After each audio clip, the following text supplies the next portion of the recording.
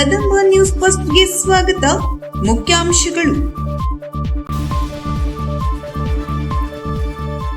ಅರವಿಂದ ಅಭ್ಯಾಸ ಮಂಡಳಿ ಅಧ್ಯಕ್ಷರಾಗಿ ಜಿಎಂ ಹೆಗ್ಡೆ ಮುಳ್ಕಂಡ ಆಯ್ಕೆ. ಅಂಚೆ ಜನ ಸಂಪರ್ಕ ಅಭಿಯಾನ ಯಶಸ್ವಿ. ಇಂದಿನ ದಂಪತಿಗಳಿಗೆ ಆದರ್ಶಪ್ರಾಯರಾದ ದೇವೇಗೌಡ ದಂಪತಿಗಳ ಪೂಜಾ ಕಾರ್ಯ. ಬ್ರಹ್ಮಾವರದಲ್ಲಿ 1000 ವರ್ಷ ಪುರಾತನ ಸೋಮನಾಥ ಜ್ಯೋತಿರ್ಲಿಂಗ ದರ್ಶನ ಪೂಜೆ. ಹಳೆಯ ಪಿಂಚಣಿಯನ್ನ ಜಾರಿಗೆ ತರಬೇಕೆಂದು ಮುಖ್ಯಮಂತ್ರಿ ಡಿಕೆ ಶಿವಕುಮಾರ್ ಅವರಿಗೆ ಮನವಿ. ಯಲ್ಲಾಪುರ ತಾಲೂಕಿನ ಹಲವಾರು ಗ್ರಾಮಗಳಲ್ಲಿ ಎಸ್ಐಆರ್ ಸಭೆ ಯಶಸ್ವಿ. ನೀಟ್ ಫಲಿತಾಂಶ ಪ್ರಕಟ. ರಾಷ್ಟ್ರಮಟ್ಟದಲ್ಲಿ ಅತ್ಯುತ್ತಮ ಸಾಧನೆ ಮಾಡಿರುವ ಮಳಲ್ಗಾಂವ್ ವಿದ್ಯಾರ್ಥಿ ಕುಮಾರ್ ಪ್ರಣವ್ ನಾಯ್ಕ್. ಅನುಬಂಧ ಚಾರಿಟೇಬಲ್ ಟ್ರಸ್ಟ್ ವತಿಯಿಂದ ಉಚಿತ ಹೊಲಿಗೆ ತರಬೇತಿ ಶಿಬಿರಕ್ಕೆ ಚಾಲನೆ. ಉಜಿರೆ ಶ್ರೀರಾಮ ಕ್ಷೇತ್ರಕ್ಕೆ ಶಾಸಕ ಭೀಮಣ್ಣ ಟೇನಾಯ್ಕ್ ಭೇಟಿ. ಶ್ರೀ ಬ್ರಹ್ಮಾನಂದ ಸರಸ್ವತಿ ಸ್ವಾಮೀಜಿಗಳ ಆಶೀರ್ವಾದ ಸಲ್ಲಿಕೆ.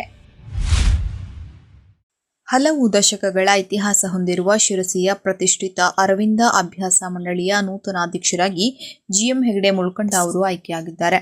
ನಗರದ ರಥೆ ಭಾಗದಲ್ಲಿರುವ ಮಾರಿಕಾಂಬಾ ಕಾಲೇಜು ಎದುರಿನ ವಿದ್ಯಾರ್ಥಿ ನಿಲಯದಲ್ಲಿರುವ ಅರವಿಂದ ಅಭ್ಯಾಸ ಮಂಡಳಿಯು ಅರವಿಂದರ ಕುರಿತಾದ ಕಾರ್ಯಕ್ರಮ, ಸಾಮಾಜಿಕ ಕಾರ್ಯಗಳಲ್ಲಿ ತೊಡಗಿಸಿಕೊಂಡಿದೆ.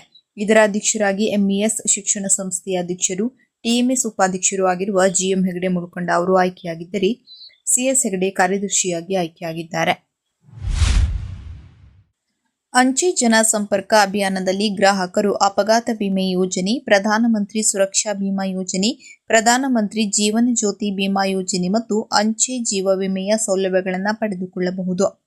ಡೈರೆಕ್ಟ್ ಬೆನಿಫಿಟ್ ಟ್ರಾನ್ಸ್ಫರ್ ಫಲಾನುಭವಿಗಳಿಗೆ ಪಿಪಿಬಿ ಮೊದಲಾದ ಆನ್ಲೈನ್ ಖಾತೆಗಳನ್ನು ಸ್ಥಳದಲ್ಲಿಯೇ ತೆರೆಯುವ ವಿಶೇಷ ವ್ಯವಸ್ಥೆ ಮಾಡಲಾಗಿದೆ. ಸಾರ್ವಜನಿಕರು ಇದರ ಸದುಪಯೋಗವನ್ನು ಪಡೆದುಕೊಳ್ಳುವಂತೆ ಕಾರವಾರ ವಿಭಾಗದ ಅಂಚೆ ಅಧೀಕ್ಷಕ ಹೂವಪ್ಪಾಜಿ ಹೇಳಿದರು.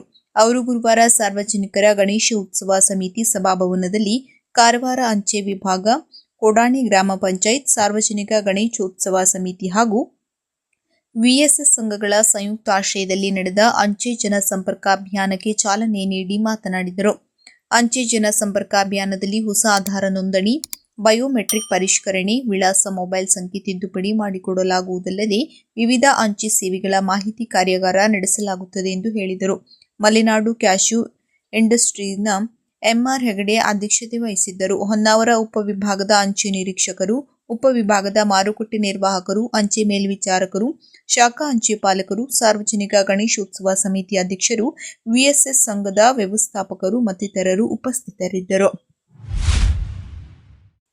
ಮಾಜಿ ಪ್ರಧಾನಮಂತ್ರಿಗಳಾದ ದೇವೇಗೌಡರ ಸತಿಪತಿಯರ ದಾಂಪತ್ಯ ಜೀವನ ಮತ್ತು ದೇವಸ್ಥಾನಗಳಲ್ಲಿ ನಡೆಯುವ ಪೂಜಾ ಕಾರ್ಯಕ್ಕೆ ಸಹಧರ್ಮಿಣಿಯರ ಸಹಭಾಗಿತ್ವಕ್ಕೆ ಸಾಕ್ಷಿಯಾಗಿದ್ದು, ಕೆಲವು ವರ್ಷದ ಹಿಂದೆ ಉಡುಪಿ ಜಿಲ್ಲೆಯ ಬ್ರಹ್ಮಾವರ ತಾಲೂಕು ಕೋಟದ ಹಲವು ಮಕ್ಕಳ ತಾಯಿ ಶ್ರೀ ಅಮೃತೇಶ್ವರಿ ದೇವಸ್ಥಾನಕ್ಕೆ ಆಗಮಿಸಿದಾಗ ಕಂಡಾಗ ಇಂದಿನ ಕಾಲಘಟ್ಟದ ಜನರು ಇವರ ದಾಂಪತ್ಯ ಜೀವನವನ್ನು ಅನುಸರಿಸುವಂತಿರಬೇಕು ಎಂದು, ಜೊತೆಯಾಗಿ ದೇವಸ್ಥಾನಕ್ಕೆ ಆಗಮಿಸಿದಾಗ ದೇವಸ್ಥಾನದ ಆಡಳಿತ ಮಂಡಳಿಯ ಆನಂದ ಸಿ ಕುಂದರ್ಗೌಡ ದಂಪತಿಗಳನ್ನು ಬರಮಾಡಿಕೊಂಡು ಇಲ್ಲಿನ ದೇವಸ್ಥಾನ ಸುತ್ತ ಇರುವ 100 ಉದ್ಭವ ಲಿಂಗಗಳಿಗೆ ತೈಲ ಪೂಜೆ ಮಾಡಿಸಲಾಯಿತು. ಬಳಿಕ ದೇವಿಗೆ ನಡೆಸಲಾದ ವಿಶೇಷ ಪೂಜೆಯಲ್ಲಿ ದೇವೇಗೌಡ ಮತ್ತು ಪತ್ನಿ ಚೆನ್ನಮ್ಮ ದಂಪತಿಗಳು ಭಾಗವಹಿಸಿ ದೇವರ ಪ್ರಸಾದ ಸ್ವೀಕಾರ ಮಾಡಿದರು ಮತ್ತು ಪೂಜೆಯ ಪ್ರತಿಕ್ಷಣ ಅವರ ಪತಿ ಪತ್ನಿಯರ ಸಹಭಾಗಿತ್ವ ದೇವಸ್ಥಾನಕ್ಕೆ ಆಗಮಿಸಿದ ಭಕ್ತರು ತದೇಕ ಚಿತ್ತದಿಂದ ಆಗಮಿಸುತ್ತಿರುವುದು ಕಂಡುಬಂದಿತು. ಸನಾತನ ಧರ್ಮದಲ್ಲಿ 12 ಜ್ಯೋತಿರ್ಲಿಂಗದಲ್ಲಿ ಪ್ರಥಮವಾದ ಗುಜರಾತಿನ ಸೋಮನಾಥ ಜ್ಯೋತಿರ್ಲಿಂಗವನ್ನ ಕ್ರಿಸ್ತಶಕ 1026ರಲ್ಲಿ ದಾಳಿಕೋರ ಮಹಮ್ಮದ್ ಗಜ್ನಿ ಲಿಂಗವನ್ನ ಛಿದ್ರ ಮಾಡಿದರೂ ಅದರ ಮೂಲ ಲಿಂಗದಿಂದ ಭಿನ್ನವಾಗಿರುವುದರಿಂದ ವಿಶಿಷ್ಟ ಕಾಂತಿ ಮತ್ತು ಶಕ್ತಿಯುತವಾದುದನ್ನು ಸಂಗ್ರಹಿಸಿಟ್ಟ ಪೂರ್ವಿಕರು ಇದೀಗ ದೇಶದಾದ್ಯಂತ ರುದ್ರಪೂಜೆಯೊಂದಿಗೆ ಪೂಜಿಸುವ ಕಾರ್ಯಕ್ರಮ ಶುಕ್ರವಾರ ಸಂಜೆ ಬ್ರಹ್ಮಾವರ ಮಹಾರಥೋಬಾರ ಶ್ರೀ ಮಹಾಲಿಂಗೇಶ್ವರ ದೇವಸ್ಥಾನದಲ್ಲಿ ಜರುಗಿತು. 1000 ವರ್ಷದಿಂದ ಗೌಪ್ಯವಾಗಿದ್ದ ಲಿಂಗರೂಪಿ ಶಿವಲಿಂಗವನ್ನ ಕಂಚಿ ಶಂಕರಾಚಾರ್ಯರ ಶಿಷ್ಯ ವಿಜಯೇಂದ್ರ ಸರಸ್ವತಿಯವರ ಮಾರ್ಗದರ್ಶನದಂತೆ ಆರ್ಟ್ ಆಫ್ ಲಿವಿಂಗ್ನ ರವಿಶಂಕರ್ ಗುರೂಜಿಯವರ ಮೂಲಕ 2025ರಿಂದ ದೇಶದಾದ್ಯಂತ ನಾನಾ ಶ್ರದ್ಧಾ ಕೇಂದ್ರದಲ್ಲಿ ಭಕ್ತರಿಗೆ ಪೂಜಿಸುವ ಅವಕಾಶದಂತೆ ಶುಕ್ರವಾರ ಸಂಜೆ ಬ್ರಹ್ಮಾವರ ಜನತೆ ಪಡೆದರು. ರವಿಶಂಕರ ಗುರೂಜಿಯವರ ಶಿಷ್ಯ ಶರಣು ಸ್ವಾಮೀಜಿಯವರು ಭಕ್ತಿ ಶ್ರದ್ಧೆಯೊಂದಿಗೆ ತರಲಾದ ಲಿಂಗವನ್ನ ದೇವಸ್ಥಾನದ ವ್ಯವಸ್ಥಾಪನಾ ಸಮಿತಿಯವರು ಸಕಲ ಗೌರವದೊಂದಿಗೆ ಸ್ವಾಗತಿಸಿ ಬಳಿಕ ಸ್ವಾಮೀಜಿಯವರ ಉಪಸ್ಥಿತಿಯಲ್ಲಿ ರುದ್ರಪೂಜೆ ಭಜನೆ ಜರುಗಿತು. ಬಳಿಕ ಆಗಮಿಸಿದ ಸಹಸ್ರಾರು ಭಕ್ತರು ಜ್ಯೋತಿರ್ಲಿಂಗದ ದರ್ಶನ ಪಡೆದರು. ಕರ್ನಾಟಕ ರಾಜ್ಯ ಮಾಧ್ಯಮಿಕ ಶಾಲಾ ನೌಕರರ ಸಂಘದ ಶಿರಸಿ ಶೈಕ್ಷಣಿಕ ಜಿಲ್ಲಾ ಘಟಕದ ವತಿಯಿಂದ ಏಪ್ರಿಲ್ 2026ರ ನಂತರ ನೇಮಕವಾದ ನೌಕರರಿಗೆ ಹಳೆಯ ಪಿಂಚಣಿಯನ್ನ ಜಾರಿಗೆ ತರಲು ಸಂಘದ ಎಲ್ಲ ಸದಸ್ಯರು ಮೆರವಣಿಗೆಯ ಮೂಲಕ ಜಿಲ್ಲಾ ಮಟ್ಟದ ಪ್ರತಿಭಟನೆ ಶನಿವಾರ ಮುಖ್ಯಮಂತ್ರಿ ಡಿಕೆ ಶಿವಕುಮಾರ್ ಅವರಿಗೆ ಶಿರಸಿ ಉಪವಿಭಾಗದ ಸಹಾಯಕ ಆಯುಕ್ತರಾದ ಚಂದ್ರಶೇಖರ್ ಆರ್ಜಿಯವರ ಮೂಲಕ ಮನವಿ ಸಲ್ಲಿಸಲಾಯಿತು. ಈ ಸಂದರ್ಭದಲ್ಲಿ ಜಿಲ್ಲಾ ಘಟಕದ ಅಧ್ಯಕ್ಷ ನಾರಾಯಣ ದಾಯಿಮನಿ, ಪ್ರಧಾನ ಕಾರ್ಯದರ್ಶಿ ದಿನೇಶ್ ನೇತ್ರೇಕರ್, ಕೇಂದ್ರ ಸಮಿತಿ ಸದಸ್ಯರಾದ ಎಂ ರಾಜಶೇಖರ್ ಶಿರಸಿ, ತಾಲೂಕು ಘಟಕದ ಅಧ್ಯಕ್ಷೆ ಶ್ರೀಮತಿ ಸವಿತಾ ಭಟ್, ಪ್ರಧಾನ ಕಾರ್ಯದರ್ಶಿ ಬಸಪ್ಪ ತಳವಾರ್, ಸಿದ್ದಾಪುರದ ಅಧ್ಯಕ್ಷರಾದ ಶ್ರೀ ಗುರು ಶಾಂತಪ್ಪ ಯಲ್ಲಾಪುರ, ಅಧ್ಯಕ್ಷರಾದ ಶ್ರೀ ವಿನಾಯಕ್ ಹೆಗಡೆ, ಪ್ರಧಾನ ಕಾರ್ಯದರ್ಶಿಗಳಾದ ಶರಣಬಸವ ಬೇವಿನಕಟ್ಟಿ ಹಾಗೂ ಎಲ್ಲಾ ತಾಲೂಕುಗಳ ಅನುದಾನಿತ ಪ್ರೌಢಶಾಲೆಗಳ ನೌಕರರು ಭಾಗವಹಿಸಿದ್ದರು. ಮತದಾರರ ಪಟ್ಟಿಯ ವಿಶೇಷ ತೀವ್ರ ಪರಿಷ್ಕರಣೆ ಪ್ರಕ್ರಿಯೆಯನ್ನು ಸಮರ್ಪಕವಾಗಿ ಹಾಗೂ ಪರಿಣಾಮಕಾರಿಯಾಗಿ ಜಾರಿಗೊಳಿಸುವ ನಿಟ್ಟಿನಲ್ಲಿ ಮಾನ್ಯ ಶಾಸಕರಾದ ಶ್ರೀ ಶಿವರಾಂ ಹೆಬ್ಬಾರ್ ಅವರು ಯಲ್ಲಾಪುರ ತಾಲೂಕಿನ ಕುಂದರಗಿ, ಹಿತ್ಲಳ್ಳಿ ಹಾಗೂ ಉಮ್ಮಚಗಿ, ಹಾಸನಗಿ, ಕಂಪ್ಲಿ ಗ್ರಾಮಗಳಲ್ಲಿ ಎಸ್ಐಆರ್ ಸಭೆಗಳನ್ನು ನಡೆಸಿದರು. ಸಭೆಗಳಲ್ಲಿ ಸಂಬಂಧಿಸಿದ BLA 2 ಪ್ರತಿನಿಧಿಗಳಿಂದ ಬೂತ್ ವಾರು ಮಾಹಿತಿಯನ್ನು ಪಡೆದು ಪರಿಶೀಲಿಸಿದ ಶಾಸಕರು ಎಸ್ಐಆರ್ ಪ್ರಕ್ರಿಯೆಯ ಪ್ರಗತಿ, ಮತದಾರರ ಪಟ್ಟಿಯ ಪರಿಷ್ಕರಣೆ, ಹೊಸ ಮತದಾರರ ನೋಂದಣಿ, ಹೆಸರು ಸೇರ್ಪಡೆ, ತಿದ್ದುಪಡಿ ಹಾಗೂ ಅಗತ್ಯ ದಾಖಲೆಗಳ ಕುರಿತು ಸಮಗ್ರ ಮಾಹಿತಿ ಪಡೆದುಕೊಂಡರು. ಬಳಿಕ ಸಭೆಯನ್ನ ಉದ್ದೇಶಿಸಿ ಮಾತನಾಡಿದ ಅವರು, ಮತದಾರರ ಪಟ್ಟಿಯು ನಿಖರ ಹಾಗೂ ದೋಷರಹಿತವಾಗಿರುವುದು ಪ್ರಜಾಪ್ರಭುತ್ವದ ಬಲವರ್ಧನೆಗೆ ಅತ್ಯಂತ ಅಗತ್ಯವಾಗಿದೆ. ಈ ಹಿನ್ನೆಲೆಯಲ್ಲಿ ಎಸ್ಐಆರ್ ಕಾರ್ಯವನ್ನು ಜವಾಬ್ದಾರಿಯುತವಾಗಿ ಹಾಗೂ ಪಾರದರ್ಶಕವಾಗಿ ಕೈಗೊಳ್ಳಬೇಕು ಎಂದು ಸೂಚಿಸಿದರು. ಯಾವುದೇ ಅರ್ಹ ಮತದಾರರು ಪಟ್ಟಿಯಿಂದ ಹೊರಗುಳಿಯದಂತೆ ವಿಶೇಷ ಕಾಳಜಿ ವಹಿಸುವಂತೆ ಅಧಿಕಾರಿಗಳು ಹಾಗೂ BLO 2 ಪ್ರತಿನಿಧಿಗಳಿಗೆ ನಿರ್ದೇಶನ ನೀಡಿದರು.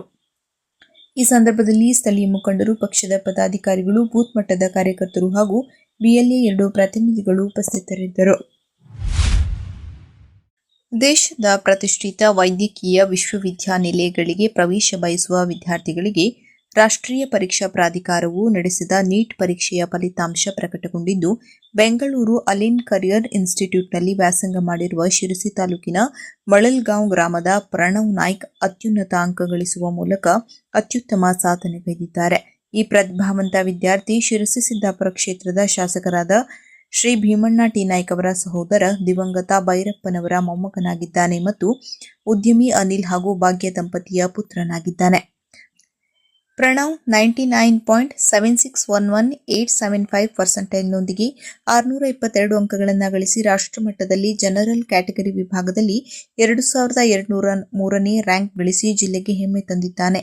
JEE ಮೇನ್ಸ್ನಲ್ಲಿ ಕೂಡ ಈತ 97.7633165% ಪಡೆದಿದ್ದನ್ನು ಇಲ್ಲಿ ಉಲ್ಲೇಖಿಸಬಹುದಾಗಿದೆ. ಅಭಿನಂದನೆ. ಸಹೋದರನ ಮೊಮ್ಮಗ ಪ್ರಣವ್ ಸಾಧನೆಗೆ ಶಾಸಕ ಭೀಮಣ್ಣ ಟಿ ನಾಯ್ಕ್ ಅಭಿನಂದನೆ ವ್ಯಕ್ತಪಡಿಸಿ ಅವರ ಭವಿಷ್ಯಕ್ಕೆ ಶುಭ ಕೋರಿದ್ದಾರೆ. ಶಿರಸಿಯ ಅನುಬಂಧ ಚಾರಿಟೇಬಲ್ ಟ್ರಸ್ಟ್ ಅವರ ಆಶ್ರಯದಲ್ಲಿ ದೊಡ್ಡನಹಳ್ಳಿ ಗ್ರಾಮ ಪಂಚಾಯತ್ ವ್ಯಾಪ್ತಿಯ ಅಚ್ಚನಹಳ್ಳಿ ಗ್ರಾಮದಲ್ಲಿ ಉಚಿತ ಹೊಲಿಗೆ ತರಬೇತಿ ಶಿಬಿರಕ್ಕೆ ಚಾಲನೆ ನೀಡಲಾಯಿತು. ಇಂದಿನಿಂದ ಆರಂಭವಾಗಿರುವ ಈ ಶಿಬಿರವು 45 ದಿನಗಳ ಕಾಲ ನಡೆಯಲಿದ್ದು, ಸುಮಾರು 30 ಮಹಿಳೆಯರು ಭಾಗವಹಿಸುತ್ತಿದ್ದಾರೆ. ತರಬೇತಿಯಲ್ಲಿ ಹೊಲಿಗೆ, ಬೇಸಿಕ್ ಆರಿವರ್ಕ್, ಎಂಬ್ರಾಯ್ಡರಿ, ಬೇಸಿಕ್ ಬ್ಯೂಟಿಷಿಯನ್ ಹಾಗೂ ಸೀರೆ ಫಾಲ್ ಹೊಲಿಗೆ ಸೇರಿದಂತೆ ವಿವಿಧ ಕೌಶಲ್ಯಾಧಾರಿತ ವಿಷಯಗಳನ್ನು ಪರಿಣಿತ ತರಬೇತುದಾರರಿಂದ ಕಲಿಸಲಾಗುತ್ತಿದೆ. ಕಾರ್ಯಕ್ರಮವನ್ನು ಶಿರಸಿ ಗ್ಯಾರಂಟಿ ಪ್ರಾಧಿಕಾರದ ಅಧ್ಯಕ್ಷೆ ಶ್ರೀಮತಿ ಸುಮಾ ಉಗ್ರಾಣ್ಕರ್ ಉದ್ಘಾಟಿಸಿ ಮಾತನಾಡಿ, ಮಹಿಳೆಯರು ಇಂತಹ ಕೌಶಲ್ಯಾಭಿವೃದ್ಧಿ ತರಬೇತಿಗಳಲ್ಲಿ ಸಕ್ರಿಯವಾಗಿ ಪಾಲ್ಗೊಂಡು ತಮ್ಮ ಕೌಶಲ್ಯವನ್ನು ಹೆಚ್ಚಿಸಿಕೊಳ್ಳಬೇಕು ಎಂದರು. ಇಂತಹ ತರಬೇತಿಗಳ ಮೂಲಕ ಮಹಿಳೆಯರು ಸ್ವಾವಲಂಬಿ ಜೀವನ ರೂಪಿಸಿಕೊಳ್ಳಲು ಸಾಧ್ಯವಾಗುತ್ತದೆ. ಗ್ರಾಮೀಣ ಭಾಗಗಳಲ್ಲಿ ಇಂತಹ ಕಾರ್ಯಕ್ರಮಗಳು ಇನ್ನಷ್ಟು ಹೆಚ್ಚಾಗಿ ನಡೆಯಬೇಕಿದೆ ಎಂದರು.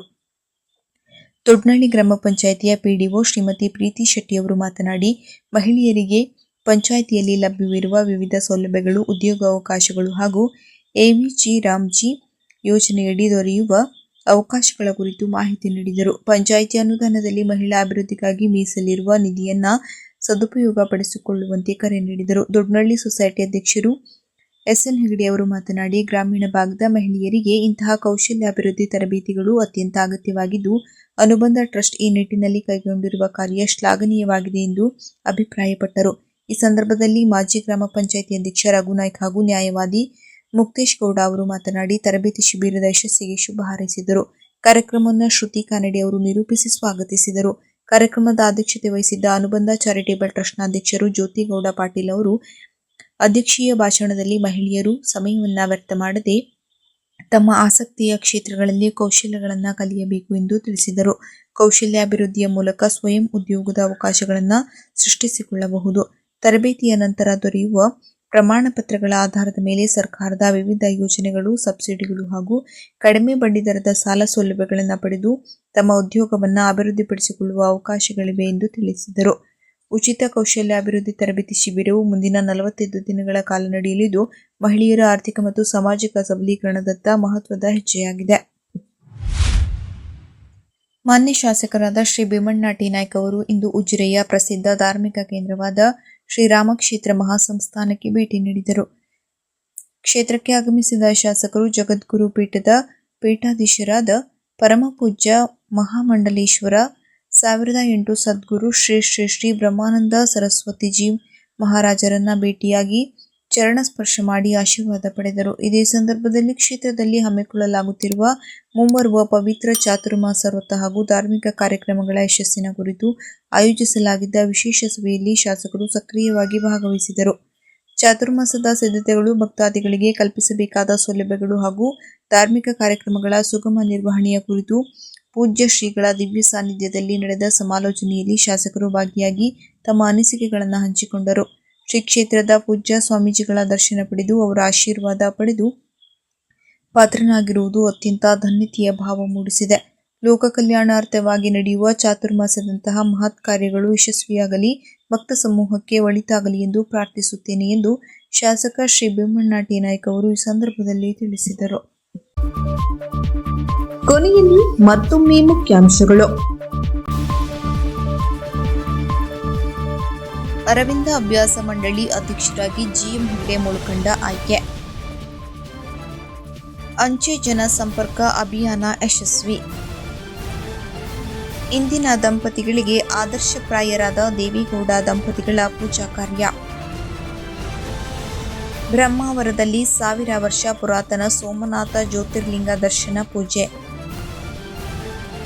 ಹಳೆಯ ಪಿಂಚಣಿಯನ್ನ ಜಾರಿಗೆ ತರಬೇಕೆಂದು ಮುಖ್ಯಮಂತ್ರಿ ಡಿಕೆ ಶಿವಕುಮಾರ್ ಅವರಿಗೆ ಮನವಿ. ಯಲ್ಲಾಪುರ ತಾಲೂಕಿನ ಹಲವಾರು ಗ್ರಾಮಗಳಲ್ಲಿ ಎಸ್ಐಆರ್ ಸಭೆ ಯಶಸ್ವಿ. ನೀಟ್ ಫಲಿತಾಂಶ ಪ್ರಕಟ. ರಾಷ್ಟ್ರಮಟ್ಟದಲ್ಲಿ ಅತ್ಯುತ್ತಮ ಸಾಧನೆ ಮಾಡಿರುವ ಮಳಲ್ಗಾಂವ್ ವಿದ್ಯಾರ್ಥಿ ಕುಮಾರ್ ಪ್ರಣವ್ ನಾಯ್ಕ್. ಅನುಬಂಧ ಚಾರಿಟೇಬಲ್ ಟ್ರಸ್ಟ್ ವತಿಯಿಂದ ಉಚಿತ ಹೊಲಿಗೆ ತರಬೇತಿ ಶಿಬಿರಕ್ಕೆ ಚಾಲನೆ. ಉಜಿರೆ ಶ್ರೀರಾಮಕ್ಷೇತ್ರಕ್ಕೆ ಶಾಸಕ ಭೀಮಣ್ಣ ಟಿ ನಾಯ್ಕ್ ಭೇಟಿ. ಶ್ರೀ ಬ್ರಹ್ಮಾನಂದ ಸರಸ್ವತಿ ಸ್ವಾಮೀಜಿಗಳ ಆಶೀರ್ವಾದ ಸಲ್ಲಿಕೆ. ಕದಂಬ ನ್ಯೂಸ್ ಫಸ್ಟ್, ನಿರ್ಭೀತಿಯಿಂದ ನಿಮ್ಮ ಪರವಾಗಿ.